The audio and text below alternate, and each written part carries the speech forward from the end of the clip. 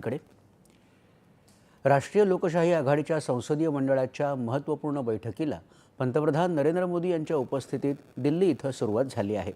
Operation सिंदूरच्या यशानंतर पहिल्यांदाच होत असलेल्या रालोयाच्या या बैठकीत हर हर महादेवच्या घोषणांनी पंतप्रधानांचं जल्लोषात स्वागत करण्यात आलं।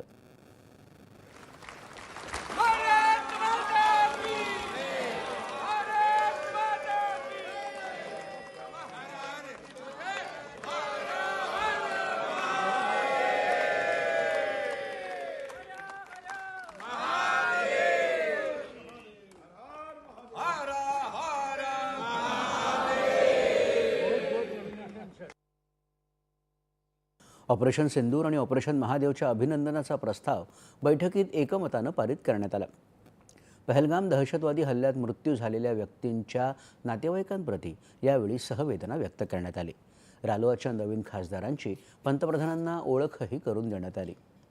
संसदेच्या चालू अधिवेशनातील शासकीय विधेयकं, विरोधकांचा पवित्रा तसंच इतर महत्त्वाच्या मुद्द्यांवर यात चर्चा होण्याची अपेक्षा आहे।